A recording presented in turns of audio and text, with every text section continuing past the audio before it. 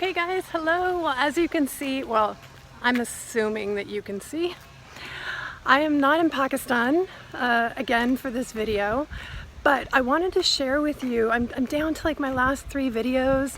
This one is quite fun because I know how sought out amazing budget hotels are in Pakistan. So this isn't actually the top 5 budget hotels of all of Pakistan. It's my top 5 favorite. I think most people look for them in the north and the mountain regions, but these are for the cities and some of the areas where you'll be exploring UNESCO sites. So let's get started on my top 5 favorite budget hotels of Pakistan. All right, now number 1 on my list is Hotel Excelsior, and this was the very last hotel I reviewed, which I know you might think means like it's the one I'm remembering the most, but truly it's not. This property is right downtown in Karachi in one of the busiest shopping areas for kind of like bargain hunting shopping. And the hotel itself, I swear to you, if they changed a few things like the bed linens and a couple of the amenities and a bit of decor, if they added a bit of decor in the rooms, they could charge a much higher premium rate than what they are now. The lobby is beautiful. The lift is fabulous. Like, I know these seem like silly things, but they make a difference when you're in a budget hotel because normally they're not. The staff is also the best of any of the, I don't mean this is disrespect to anyone else, but they had like personal quality control level of service when I was there. They helped me so much. It was my last few days. I had to get a PCR test. They scheduled everything.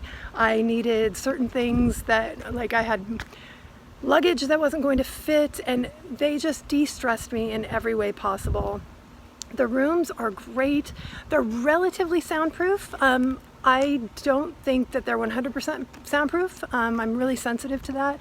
I still put earplugs in, but they're very, very quiet for being on a hustly, bustly street. So this is Hotel Excelsior, my number 1 pick in Karachi for a budget hotel.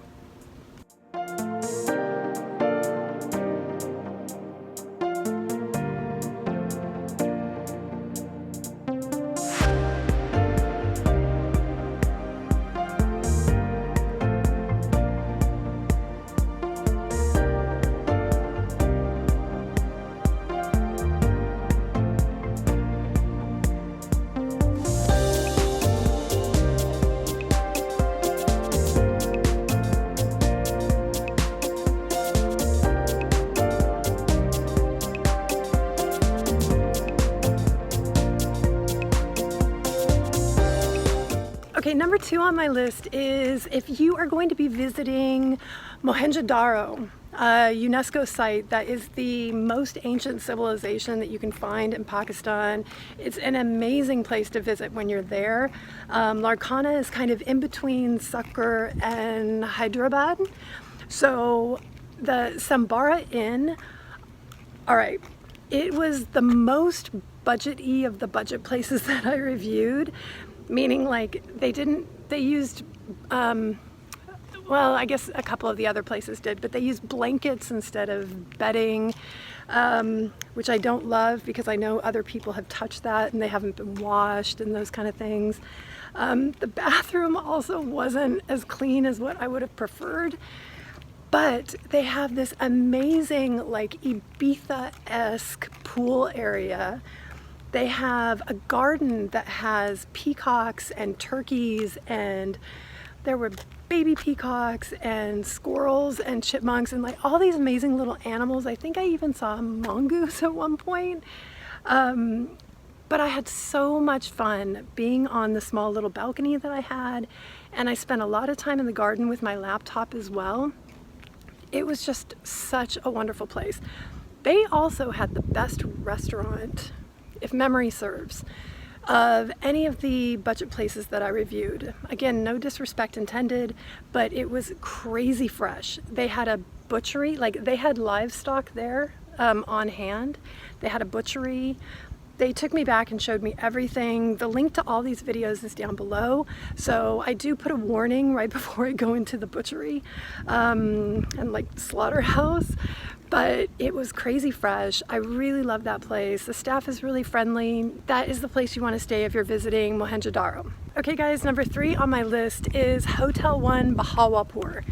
And this is where you want to stay when you're exploring the Cholistan Fort, the Darawar Fort, or the Cholistan Mosque, or any of the historic sites in the Cholistan Desert. This is also where you want to stay for, oh, I never remember the name of, there's a UNESCO biosphere site that has, oh, like we're coming up, this is where my mother lives, golf course back here, where you can go and see black bucks. And I spent, I think, 3 or 4 days at Hotel 1 Bahawalpur. And it's just quaint and charming. If you look on my video, the room that I had, I think they put me in kind of the nicest room, and it was just massive. I really enjoyed it. You could have a party in that bathroom. The shower was for like 6 people. It was crazy nice. But the best part, the thing I enjoyed the most was around sunset, was having chai and biscuits out on the garden, and the staff will bring it out to you, and you just have this amazing experience. It's quite close to the airport there. I went during COVID and the airport was shut, so I had been driving anyway or taking the train. So just know that it is quite close to the airport, but at the moment I think that's still shut.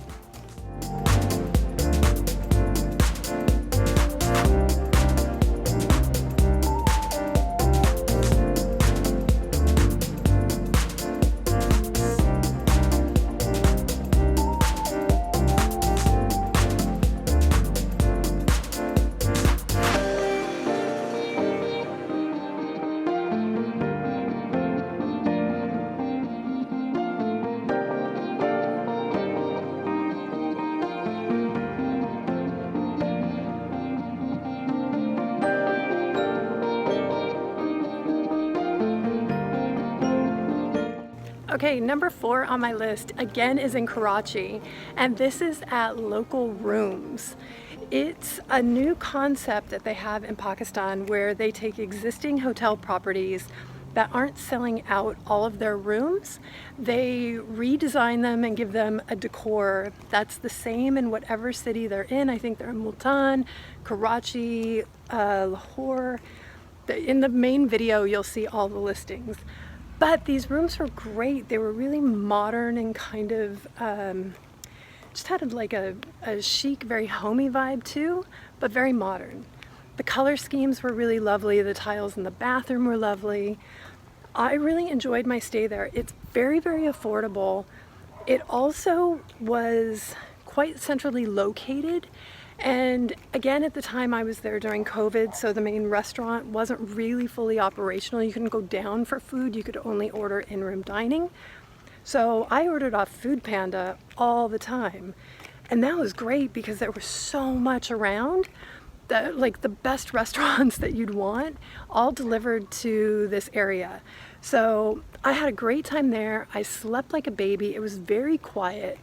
Ask for the courtyard facing room like I had, and that was amazing. I really, really loved Local Rooms.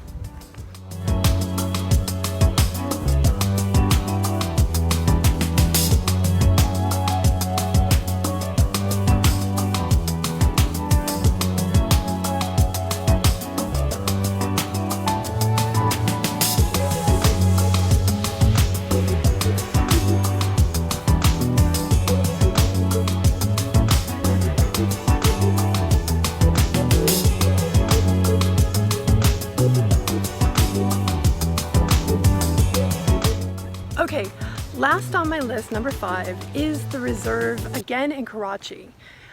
This place, I kind of feel like it was where like people went to party as well, because there were often groups that looked like they were there to have a good fun time. There's a liquor store that was quite close by that I could walk to, which was nice because they had like the Murray gin and those kind of things. But this place, the rooms are really big, but my favorite part about it was that it was the one property where I could get out and really walk around. None of the others that I've talked to you about were kind of so centrally located that you could step out and walk to cute restaurants and cafes. Same with the 5 stars. The 5 stars is really hard to find that as well. Excelsior being the only, sorry, I forgot about Excelsior. You could get out and walk around and there was a lot there. But there, the restaurants they weren't like bistros or quite as chic and nice as what you have at the Reserve, because the Reserve, I'm pretty sure, was kind of like opposite Clifton-ish area or off in that area. So the cute cafes that were there, the French bistro and like lovely restaurants, it was so nice having that. I spent about 2.5 or 3 weeks. I was waiting for an NOC to get into Balochistan the first time I stayed there. And I felt really at home. The staff were really friendly. The restaurant wasn't working when I was there. Again, this was all during COVID, so I can't give any comment on that. But Food Panda delivered, like, again, all the really amazing places that were around the Clifton, that kind of area.